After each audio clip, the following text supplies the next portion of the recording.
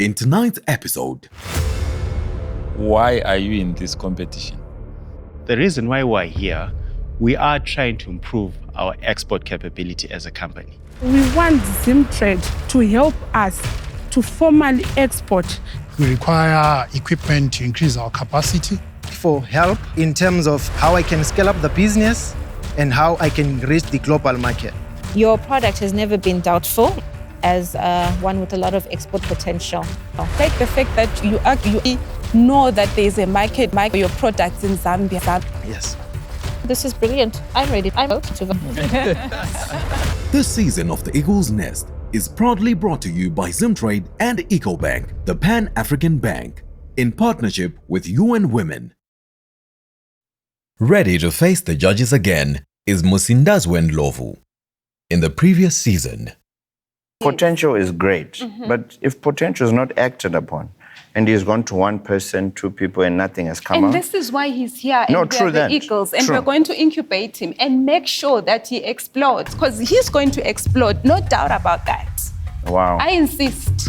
Coming here, there's always that fresh start, but what it allows, it pushes you.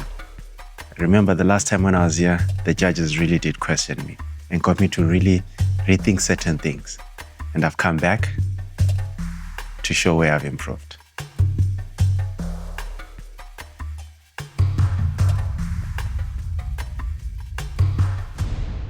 Hello, Eagles.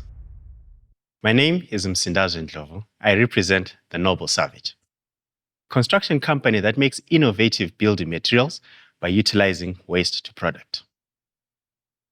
We as the Noble Savage recycle waste plastic and glass to manufacture eco-friendly building materials, which are lighter, stronger, durable, and affordable. We make roof tiles, we make pavers, we make kitchen countertops, and we've also designed a solar roof tile.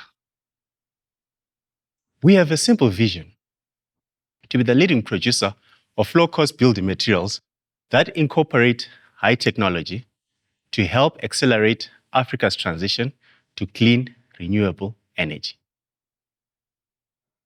so that every individual can achieve. We make products for the environmentally conscious individual who seeks for something aesthetically beautiful, durable, and affordable. We have a simple business model where we make our money through the sale of finished products. And ever since coming on to ZimTrade, we found a new business line, which is the sale and export of waste to South Africa. After being part of Eagle's Nest, number one, we were first told that we need to improve the design of our solar roof tile. And I hope you love the design that's there from what it was previously. And then we had the opportunity of going to the Global Expo in Botswana. And it allowed us that we now have 3 companies that have reached out to us wanting to distribute some of our products in Botswana. We have got into a contract with Monarch for them to use our kitchen countertops for their 3-piece kitchen units. We are now getting listed onto Masters Hardware. And we were awarded by the Ministry of Women's Affairs and SMEs under the Chamber of SMEs as the best youth SME for 2023. And we also got called by the African Development Bank to attend the World's Environment Day in Abidjan. And they had selected only 5 entrepreneurs from Africa, and we were one of them. And this gave us an opportunity where we even met the president of the African Development Bank. He saw our solar roof tile, and he asked us a question: what would it take for this to go out into Africa? And we did tell him that we are raising money to beta test our solar roof tile so that we can enter into the African market and help 600 million Africans have access to electricity. the cycle of determination continues with entrepreneurs returning for a second chance. With each return, the scrutiny intensifies. Musindazwe claims substantial progress since his last appearance. The judges are ready to dissect his venture, starting with the numbers. Thanks, Msindazwe. That's good to hear. You've had some good things happening. What are your sales, your revenues looking like? Okay, so our last year end, we did a total turnover of 25,800. Our expected revenue this year, we're looking at doing about 54,000 because we're averaging 4.5 per month. What does that constitute of mostly? Is it tiles, is it recycled plastic, or is it countertops? We've only roofed one house this year. But where that comes in is from the kitchen countertops and the export of waste. All right, so tell us a little bit more about your waste exports that have been energized by ZimTrade. Okay, so we are now exporting to South Africa. Officially? We are exporting also through a company which is in SA because they carry a permit which is called a PETCO permit, which is a bit expensive from South Africa to get. So we're exporting under their banner for that, but it's actually will be our export on that. And what's the contribution of that to your 4.5 per month? 3,200 to be specific. So it's the bulk of this? Yes, of the 4.5, it is the bulk. Okay.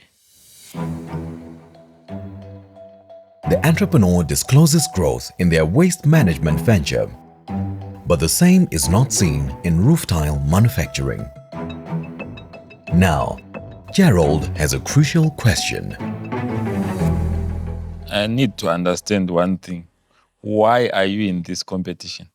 The reason why we're here, we are trying to improve our export capability as a company, right?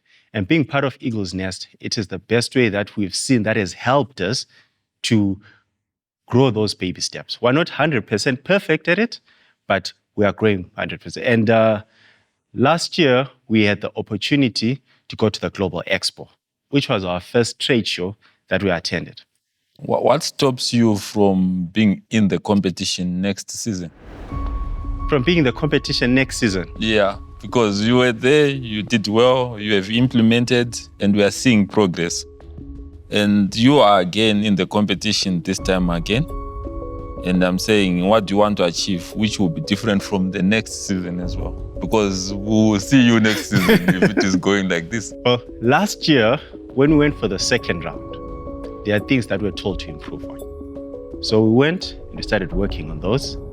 And we came back to say, what you told us to do, this is what we've done. And we're hoping that you can help us do it even better. Where are the bottlenecks? Because you have roofed one house. Yes. This is a good product. It's one house. We want this product. So our biggest challenge has been in terms of mechanization. We manually are doing the production of these tiles. So what we've done, we've been building our relationship with the bank that we bank with so that we build our credit worthiness so that we can then mechanize the production. So limitation is funding? Yes, sir. Okay. And how much is the funding that is required for mechanization? We need 90,000. 90,000 yes. United States dollars. Yeah. Is this the cheapest route to mechanization? Yes, that's the cheapest that we've been able to find as well. Okay. So from your pitch last year and from your pitch today, I'm beginning to have questions about the viability of this. I have no doubt about the innovation, about the green aspect, about all that you are saying. But in terms of viability, I'm beginning to doubt because you said that you roofed one house in 6 months, right? Now, what you have to also understand when it comes to roofing and stuff, our product is new, number one. And the clients that we get, when we talk to you today to roof our house, it doesn't mean that you buy tomorrow. Because we talk to you while you're at foundation. And as you start building your house, maybe it might take you 4 months, 5 months, 6 months, because a lot of people who are building are not getting loans to build. They are using their incomes to build. So The general term of construction is about 6 months. I understand that, Msindazwe, but what I'm not getting is the stagnation. Because when you came last year, you were saying that you had roofed one house. You are back again this year, you have roofed one house. Yes. And last year, I remember very well, you said you had won an amount from, I can't remember which organization was it. So meaning that in terms of liquidity, you were supposed to be okay, right? But here you are now, you're still looking for funding. Yes, if you remember last year, right, we got a total of 18,000, which is what we used to purchase a baling machine. You've been around this story for a long time. There's some bottleneck which you are not addressing. There's something that exactly. Because the demand is there. Yeah. And you are roofing one house. That's where the issue is. The judges are concerned.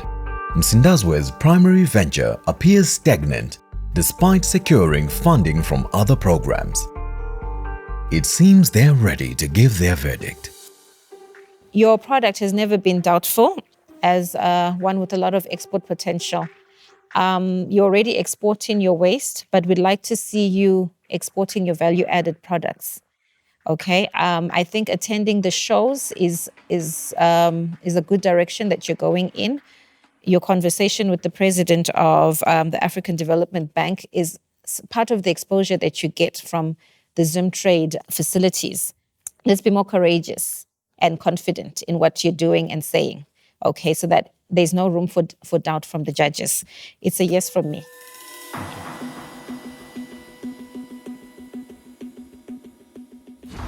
So, Msindazwe, for me, I'm looking at you from last year to this year, right?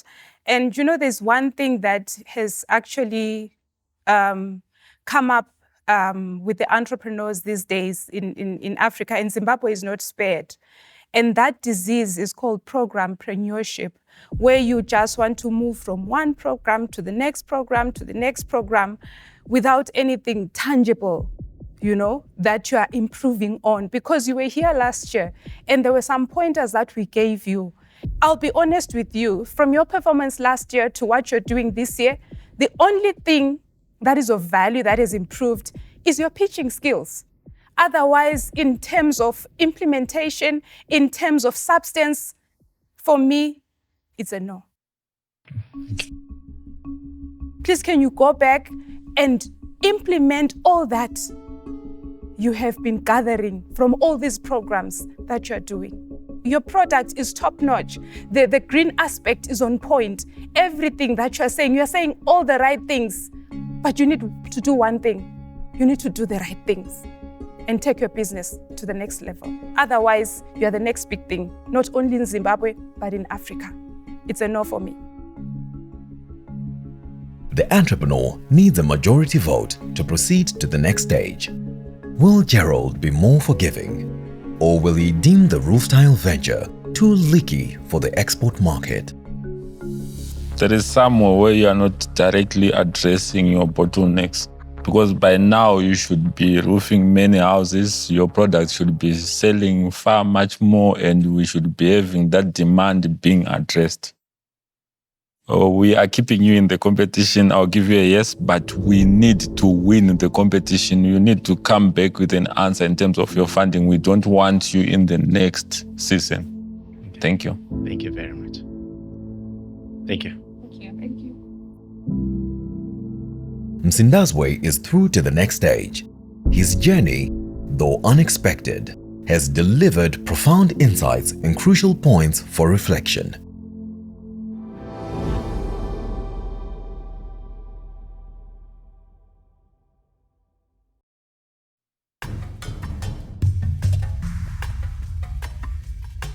Next is an entrepreneur hoping to lift the judges' spirits. Okay, coming through this program, it's more to do with networking, growth personally, getting to learn more on the business side, because I'm a very technical person. So I would like to improve on the business side of things. So I believe this program will provide that for me. Welcome to the show. Thank you very much. Please tell us your name, where you're from, and what business you're doing. My name is Langa Bright Moyo. I'm from Bulawayo, The company that I'm representing today is Comrades Beverages. We make a gin called Matobo African Gin. We were very much motivated to venture into the business of making spirits because of the high returns that are in this business.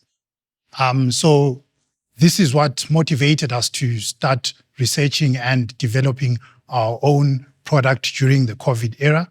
This started in my apartment during the COVID era. So we specialize in making handcrafted gin, rum, as well as vodka. Currently, we have 3 employees, that is including myself. So we have 2 students that are on attachment, who are chemical engineering students. Why gin? Zimbabwe is the 4th largest producer of sugarcane in SADC. Sugar is the primary ingredient in making gin. We produce 400,000 metric tons of sugar per year, which is more than the requirements locally. So we realized that we need to find ways of adding value to whatever surplus that we're producing. And we realized that one of these ways is by producing gin. So our gin is infused with baobab fruit as well as zumbani. These are botanicals that are very high in antioxidants as well as vitamin C. So we wanted it to have that Zimbabwean touch. Besides this, gin is also inexpensive to make compared to your whiskey. Whiskey requires time to mature. In 5 days' time, you would have made your gin. In addition as well, gin has a very low calorific value compared to your beer and your ciders.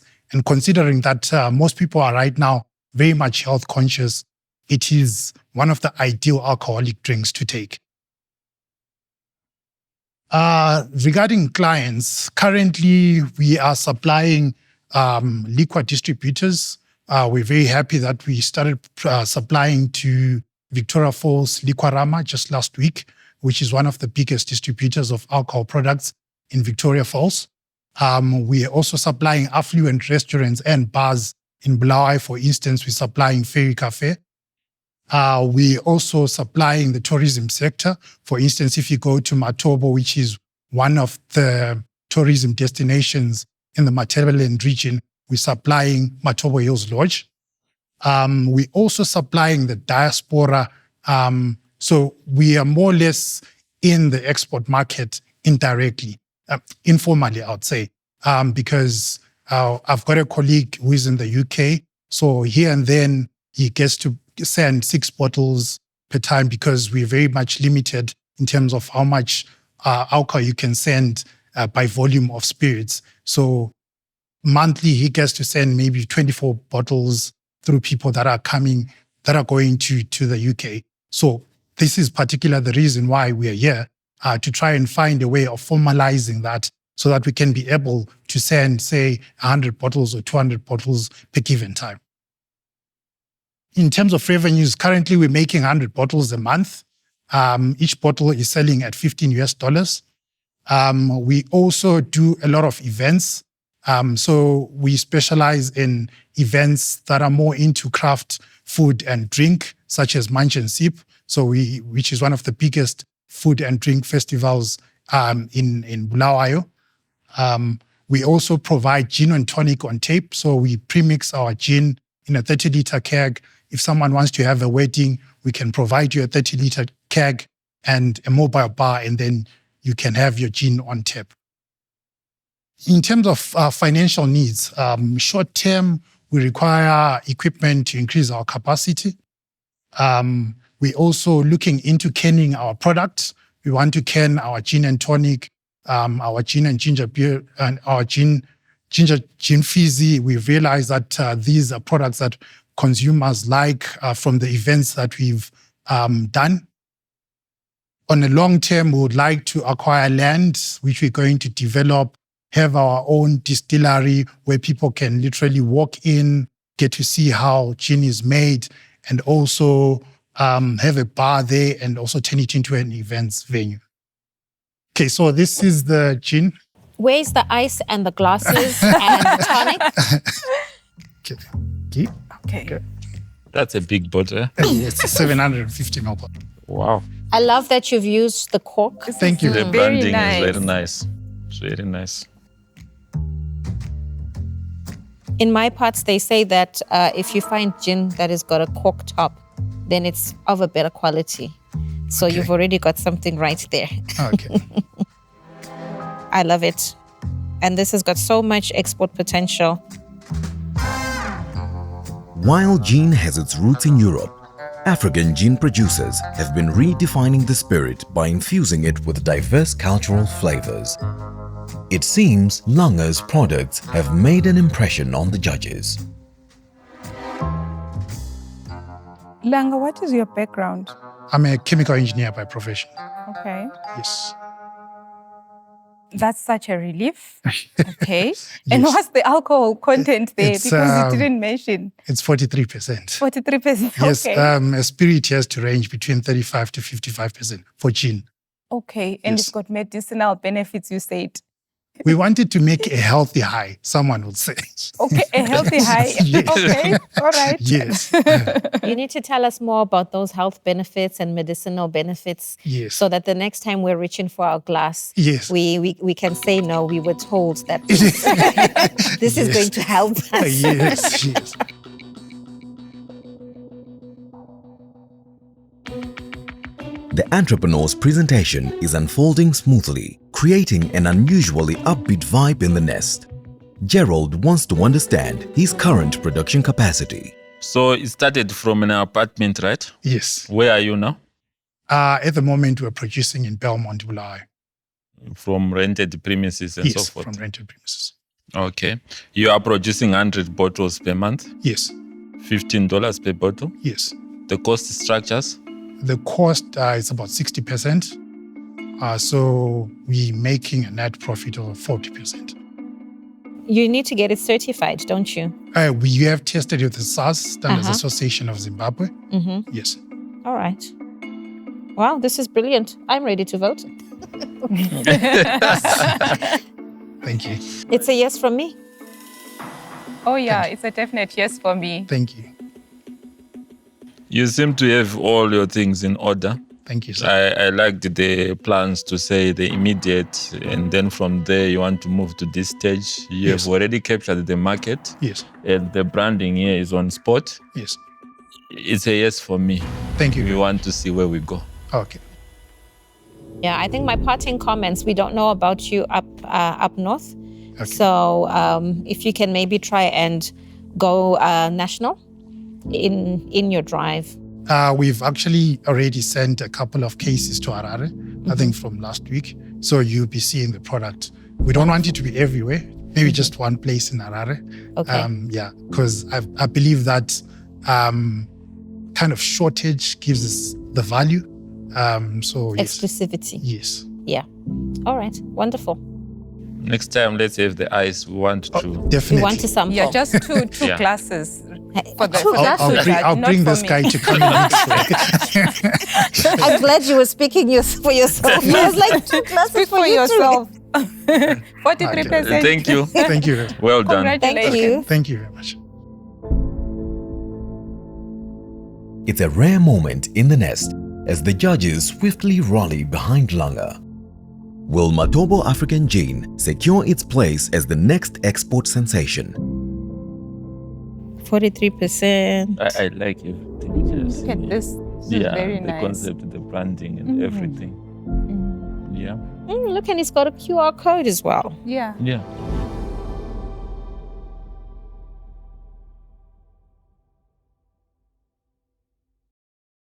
Next is Tendai presenting her protective clothing.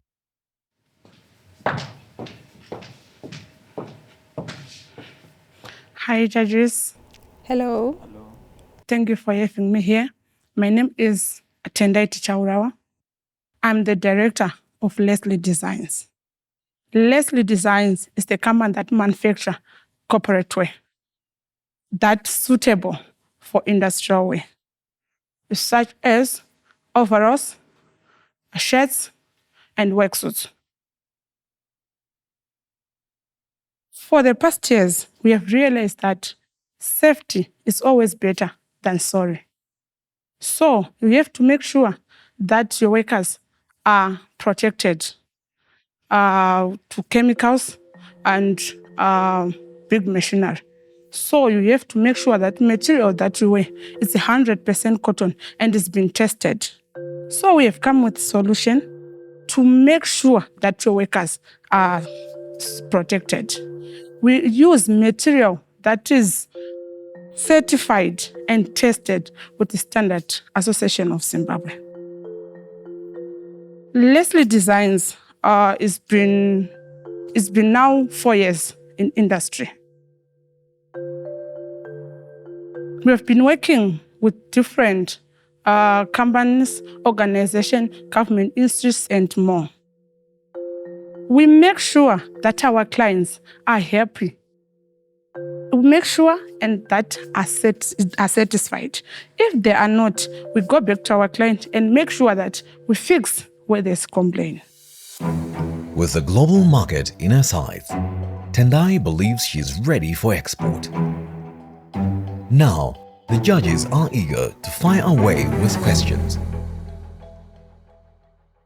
Thank you, Tendai. Thank you. Maybe you can give us an idea of what your production capacity is at the moment? Per day, we produce about 50 worksuits. Depend on market. And over here, we've made, talk about last year, we made about 1,000 worksuits per year. And how much are you selling them at? It's $15 each. Are they flame retardant ones? Are they acid proof? Or are these just the plain ordinary worksuits? Because I hear you mentioned some mines as well as your clients. All right. Yes. It's 100% cotton material that we use. So they're only flame retardant? Yes. Okay. You don't get the acid proof material? If the client wants that material, we get it. Okay. All right. All right.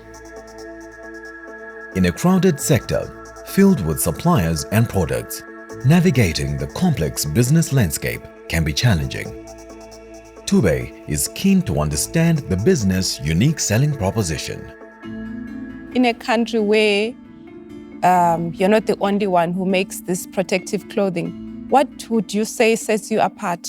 What makes your corporate wear different from the next person? Our corporate wear, we make sure that we do as the client wanted. And we make sure that our clients are satisfied with our work. And we always make sure that we deliver in time to our clients. And why are you in this competition? What do you hope to achieve? For the past years, we've been making these worksuits. And there are guys who are buying these worksuits from us and sell them in Zambia. So we want ZimTrade to help us to formally export these worksuits to Zambia. Because we have been found out that in Zambia, there are mine companies that like this material from Zimbabwe. So we are looking forward to export our products. I like you. I like the fact that you actually know that there is a market for your products in Zambia. And you want to cut off the middleman. Yes. I mean, that's very good. I want to commend you on that. Thank you. I was blown away by the fact that you are actually an entrepreneur. You know, you are seeing the gap and you want to make it happen for your clients, for yourself. Never mind all these other glitches. You know, this is why you are here. Because after you are done with the capacity building workshop that ZimTrade is going to put you through, you will know how to price properly. You'll know how to cost properly. You'll know how to price for export. It's a yes for me. Thank you. The entrepreneur's response strikes a chord with Tube, securing a vote. Now, Gerald wants to delve deeper into a production process. In terms of your staff composition, how many are you? We are 9. You are 9. 5 ladies and 4 gentlemen. Okay. Yes. Materials, where do you source your materials from? Material source it from Bulawayo, Spinwave. Spinwave. Yes. In terms of your cost structure, can you walk me through, let's say, the cost of making one unit? Worksuit depend on sizes, but normal size, we use 3 meters of material. And per meter is $3, meaning we are using $6 for only material. Then on reflector, it goes for $1 for 2 meters. And per worksuit, we need 2 meters. Then for a zip, it goes for 50 cents. Meaning for our worksuit, we need $7.50 to make. Sorry, did you say you need 3 meters to make one worksuit? Yes. Okay, so 3 by 3 is 9, not 6. 9 for, no, material price is $2. Oh, you didn't say $3. Okay. As a material price is $2 per meter. Okay. So we use 3 meters to make worksuit, to make one worksuit. So we need $6 only for material. Then the reflector is $1 for 2 meters. And then per one worksuit, we need 2 meters. That is $1. And then we need zips. It costs 50 cents. So for whole worksuit, we need $7.50 to make worksuit. Not including your labor costs and other things only as material. Well. Okay. Yeah. You have been in operation for 4 years. 4 years. Yes. Have you ever made a visit to Zambia? I've been in South Africa before. Yeah, that's where I learned how to sew. So you have not made any visit to the mining companies in Zambia or participated in any of their... Not yet. Okay. Yes. Tendai, do you think your price point is the best? Because if you're going to look at exporting, you're going to maybe have to increase your price a little bit so that you can make a little bit more money and also cover the freight costs and the logistics to get your product across the border. For Zambia, we need to export it. We need money for make sure that it gets there safe and sound. So we are going to add transport cost. I think you should look at your competitors, because a standard worksuit like that one that you're pointing to, it's about $26, $30. So you might be underpricing yourself. On this price, we are looking on bulk orders. Bulk orders? Yes. Okay. So if you want to export, we are looking to export maybe 1,000 worksuits in Zambia. So if there are 1,000, if the profit is $7.50 per worksuit, meaning for 1,000. Okay. But remember, on the $7.50 that you're making profit, you haven't considered your salaries, you haven't considered your electricity, your rentals. Where are you operating from? I'm operating from Masvingo. So we make 1,000 worksuits per month. So if I get 75,000, I think it's enough for my workers and my rentals. Because we want to make sure that we stay in the market. We don't want to be too high and we don't want to be too low. We want to stay in market.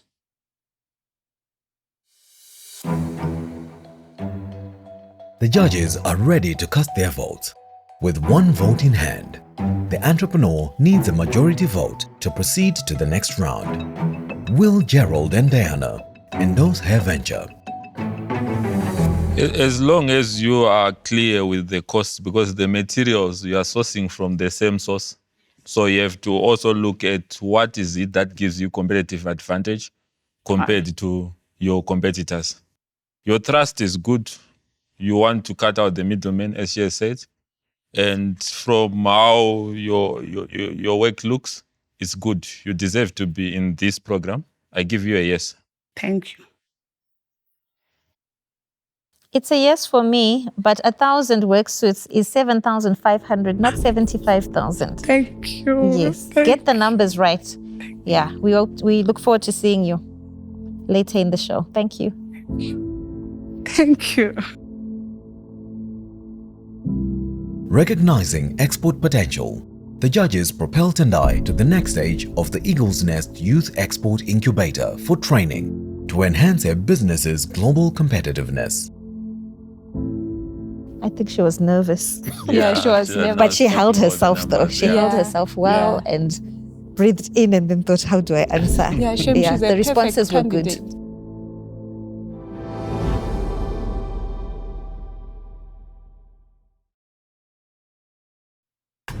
Next into the nest is Bright, who is anxious about facing the judges.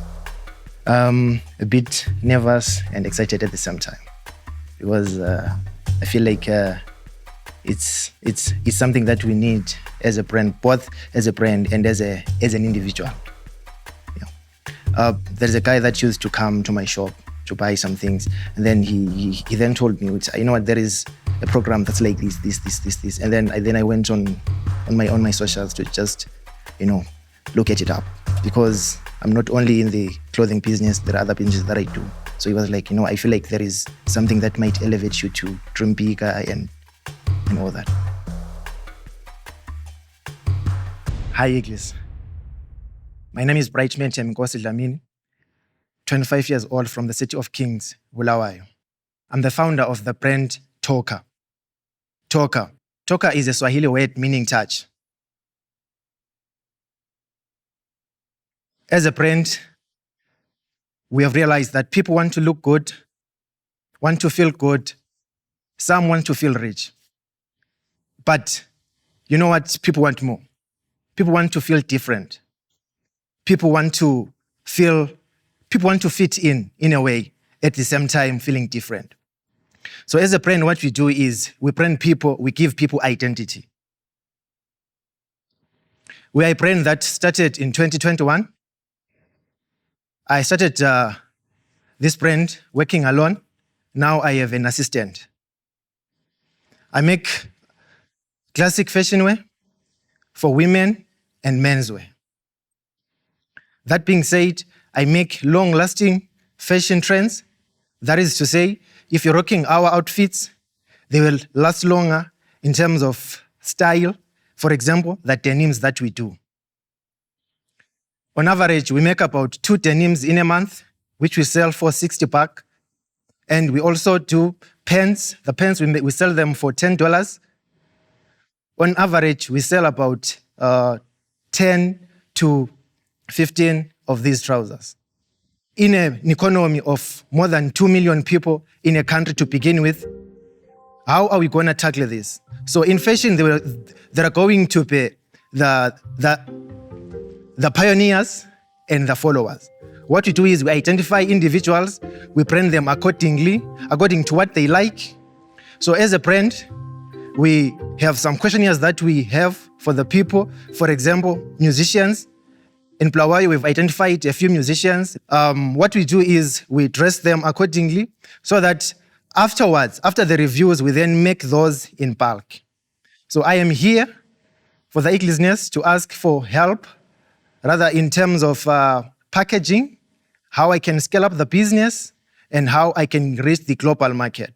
Because as time goes on, we are working on identifying high-profile people from outside the world, style them, and then influence the trends, and later on produce thousands of the same outfits that we produce for one person, that we made for one person.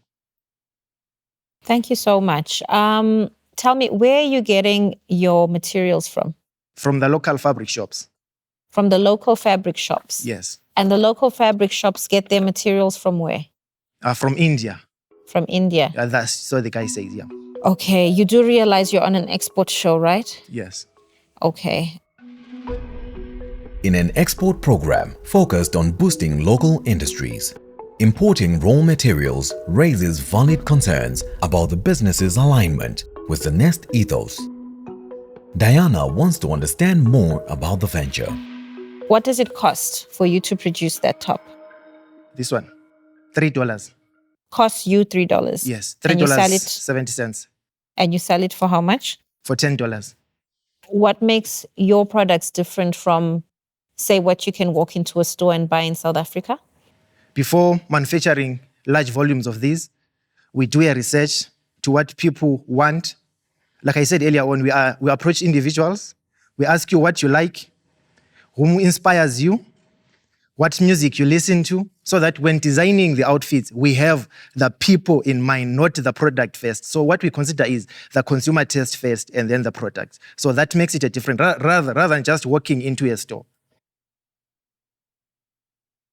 Okay. In your concept, you say you make those, they mean 2 of them per month? Yes. Right? Which gives you about $40. No, the denims are 60. 60, so Yes. it's 120. Yes. And then you make the $10 things about 15 per month, Yes. which gives you 150. Yes. So your turnover per month is how much? Because there are other services that we offer, like tailoring services. They are the ones that help finance the other costs that we have. So the products alone, what is your turnover without talking of the tailoring services? Between 250 to 300. Your cost of making those things per month is how much?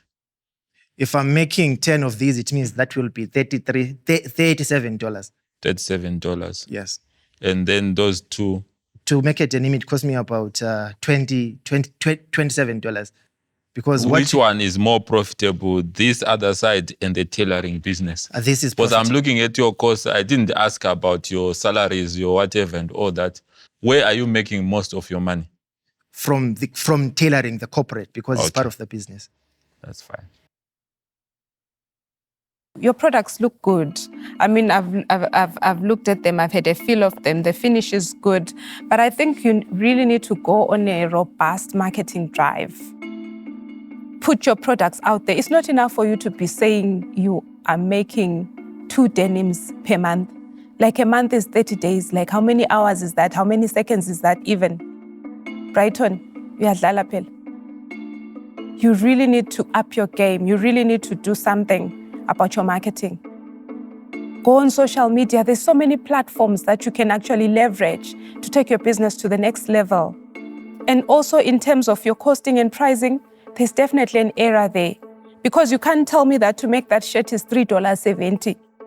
There are some costs that you are ignoring at your own peril. So you really need to engineer the whole business model. It's a no for me. Are the earrings part of your product range? Yes. They are? Oh, okay. And how much do these go for? They go for $2. And you produce how many per month? A month I produce about 10. 10, and you sell them? Because they come with the outfits. So what about the labeling for the inside? The instructions for washing and ironing and all of that?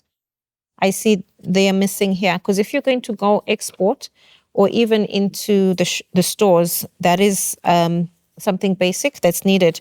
I didn't find anything on your tags as well. But usually it has to be fast on the product so that it's always there through the life of the product. So that's something you need to also work on. I'm happy with the quality of your product, and it does have a lot of potential. Yeah, I'm just not sure if the growth strategy is there. Okay. I'll say not yet. Yeah? Yeah, if we can work on this a little bit more and then come back. I think after that, you'll then understand what we're saying a lot better. And then you'll decide on certain elements, maybe even lose the jeans completely since they cost you so much in time and all, and you're only selling them for, what is it, $60? Or is it $30 a piece? It's $60. It's $60, yeah. So you'll then make decisions like, okay, which products do we carry on? Should these be part of us or not? And, and so forth. From your explanations, it seems like your tailoring business is the one which is sustaining all these things. So you need somebody to go through with you in terms of how you can scale up your business. For now, it's a no, but your business has potential. Yeah. Thank you. Thank you. Thank you. The judges have decided that Tocar is not yet ready for the export market. Tonight, he leaves with invaluable advice and profound insights for the future refinement and recalibration of his venture.